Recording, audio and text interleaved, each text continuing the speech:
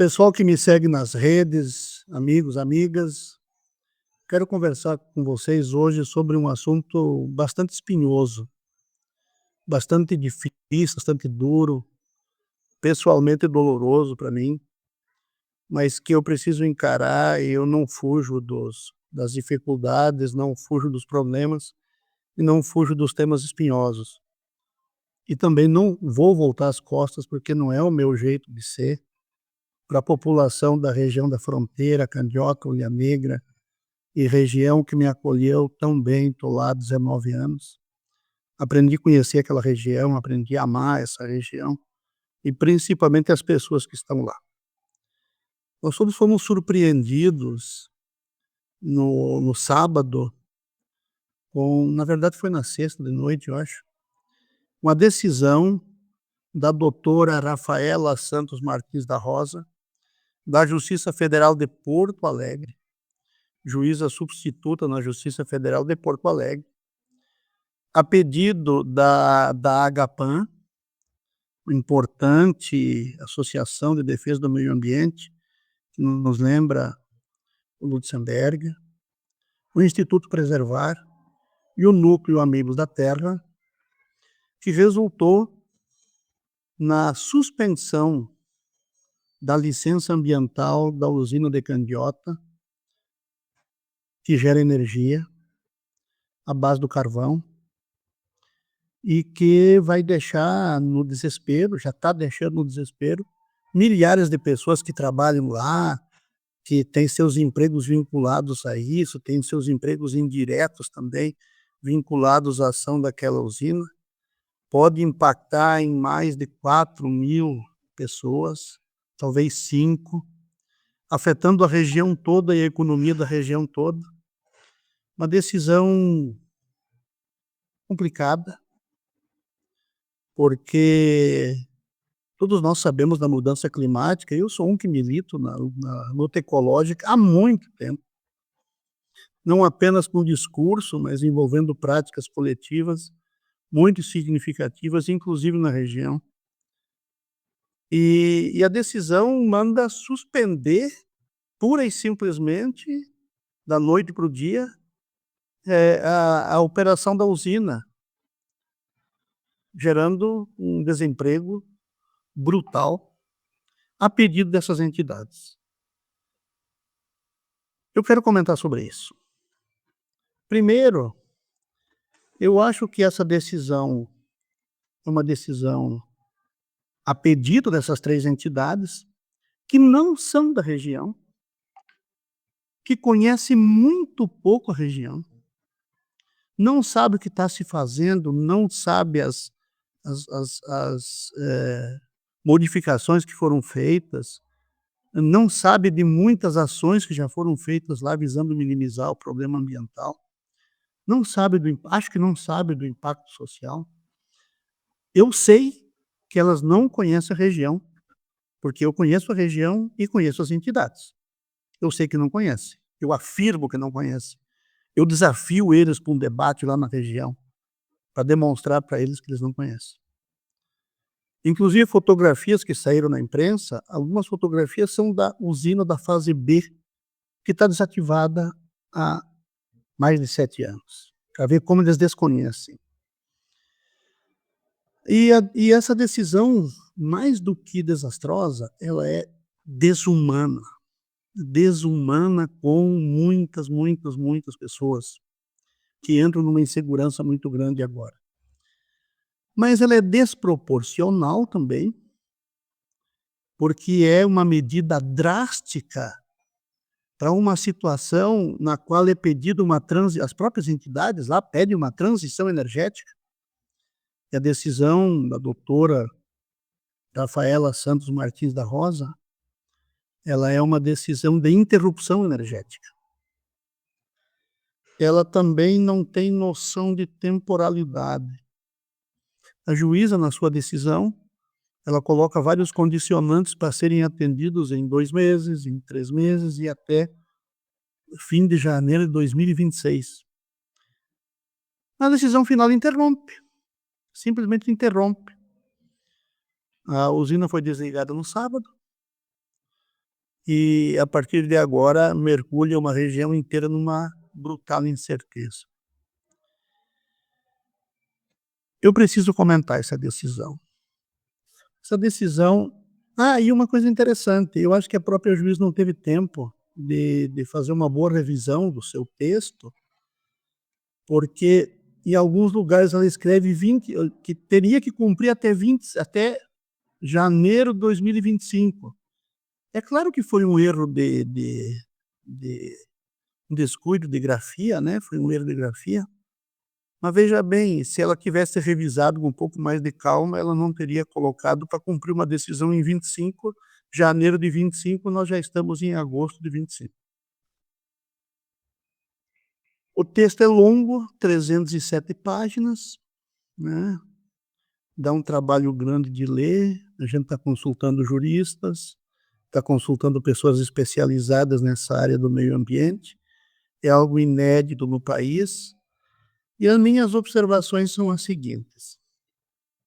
Vejam bem, durante na petição das 3 entidades e na decisão da juíza, fala-se várias vezes que essa usina de Candiota, que tem poluição, sim, tem.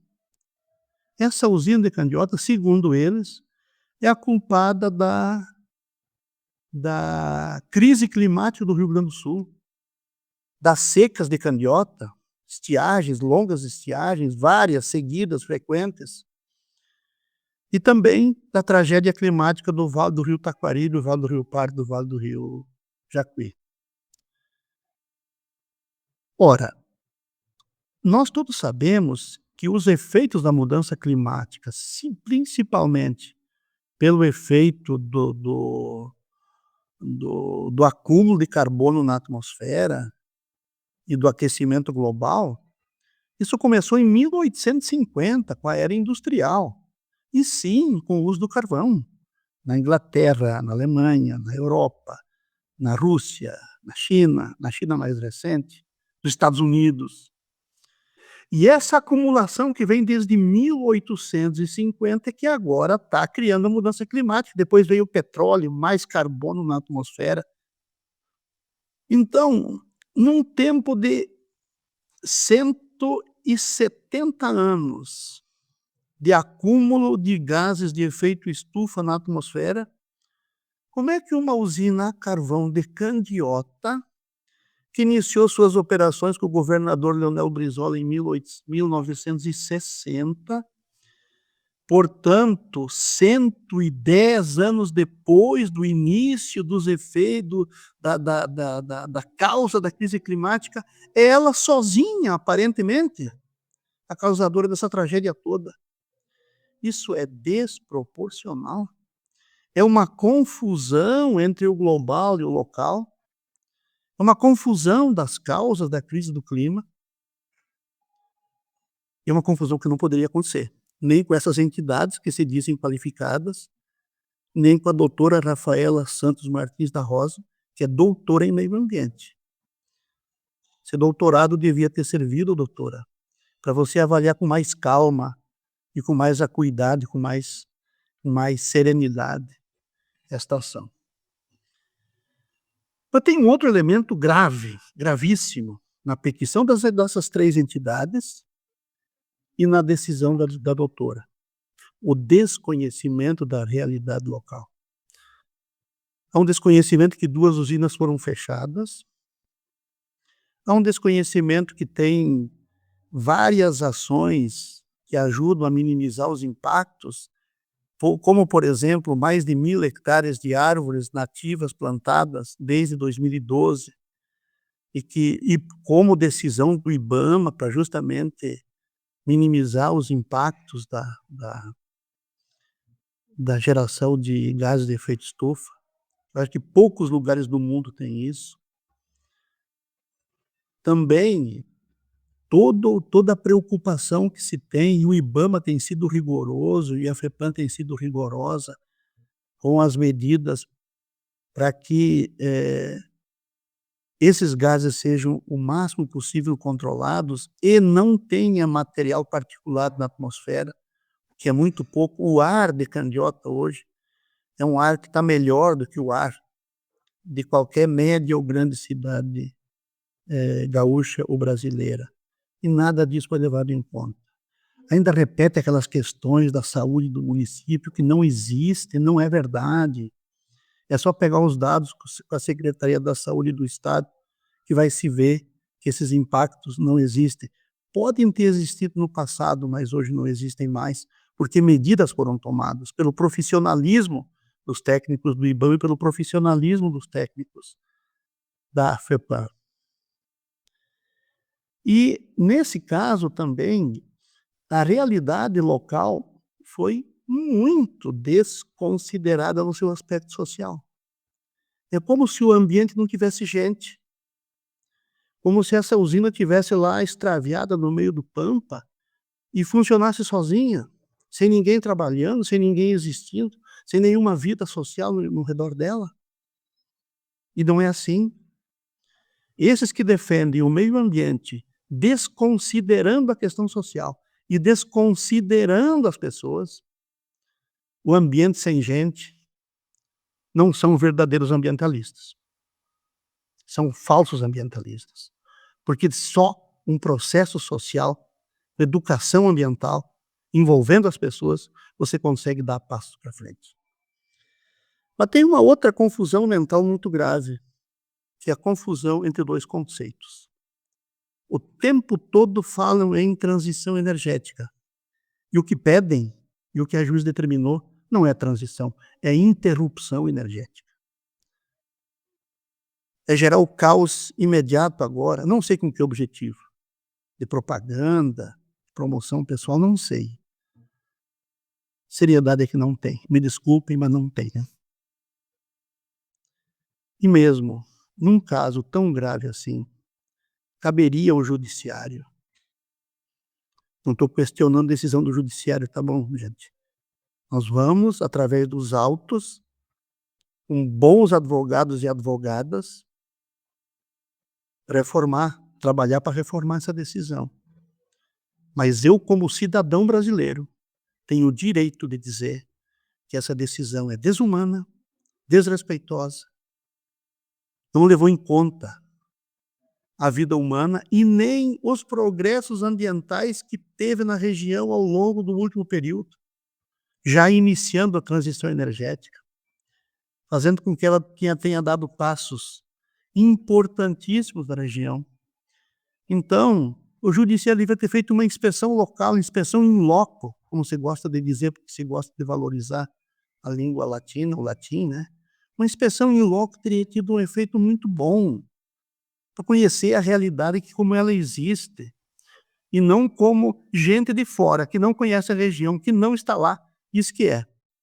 Aliás, na tragédia climática de 2003, 2023, 2024,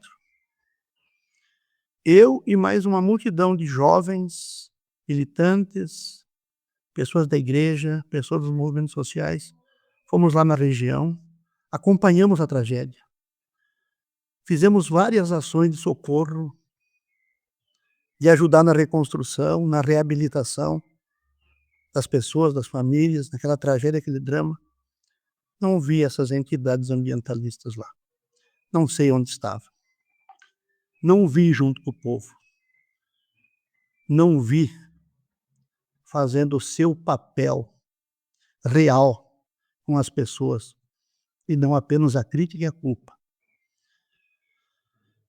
Eu acho que ali vale, desculpe eu fazer uma pequena digressão, eu acho que a teoria do bode expiatório, eu preciso achar um bode expiatório para descarregar as minhas culpas. O filósofo René Girard estudou muito isso. Eu não quero desligar minha luz, eu não quero desligar meu ar-condicionado à noite de verão, muito quente, nem na noite fria de inverno. Eu não quero deixar de andar com meu carro, eu não vou deixar de andar de avião. Eu estudo e percebo que a mudança climática vem através da geração de CO2, mas eu não quero mudar meu modo de vida, eu tenho que achar um bode expiatório para jogar todas as culpas naquele bode expiatório para me livrar das minhas culpas. René Girard mostra isso. Candiota e o povo de Candiota, de Agulha Negra, de Pinheiro Machado, de Bagé, de Caçapava, que depende do trabalho daquela usina, é o bode expiatório. Vai ter consequência da construção civil, viu, não sei se vocês sabem, mais de 40% do cimento do Rio Grande do Sul usa a cinza das usinas a carvão. Vai ter impacto na construção civil, o cimento vai ficar mais caro, vai ter impacto no preço do cimento. E nós fizemos um trabalho ao longo de 2023, 2022, 2023, 2024, está sedimentado neste livro aqui, Transição Energética no Pampa Gaúcho. Quem quiser solicite pela rede social e a gente envia o e-book, tem e-book também.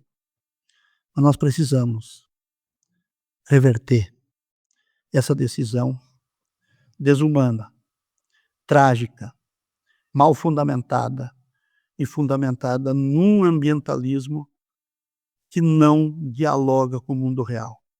Aliás, citaram a COP de Glasgow, citaram a Conferência de Paris, só esqueceram de dizer que lá se diz que o uso do carvão deverá ser reduzido gradativamente até 2050.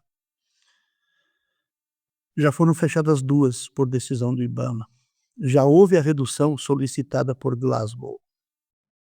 E a nossa defesa é o prolongamento do uso dessas usinas até 2043, muito antes de 2050, portanto, dentro das decisões que o Brasil participou no contexto internacional. Por favor, citem, mas citem integralmente essas convenções. Povo de Candiota e região, mobilizem-se, organizem-se. Judiciário brasileiro, presta atenção com mais cuidado nesse tipo de decisão. Temos que fazer a transição energética, temos que defender o meio ambiente, temos que superar a mudança climática, mas não desta forma. Esta forma está errada. E esta forma nem é educativa para o povo, porque às vezes coloca muita gente que não entende toda essa questão contra as medidas ambientais que nós precisamos tomar e que a região está fazendo e está tomando, está fazendo o seu papel. Tem muito a melhorar ainda? Tem. Mas uma decisão drástica como essa não ajuda em nada, de nenhuma forma. Muito obrigado. Se alguém tiver alguma dúvida sobre isso, pode me ligar, pode me telefonar, estou à disposição para conversar. Peçam o nosso e-book. Leiam esta decisão da juíza, ela está disponível por aí. Leiam as notícias que estão saindo sobre esse tema e pensem. Transição energética não é interrupção energética. É a destruição de vidas de pessoas. Não pode ser o caminho para cuidar do meio ambiente. O caminho é outro. Muito obrigado, um grande abraço a vocês e sigamos na luta.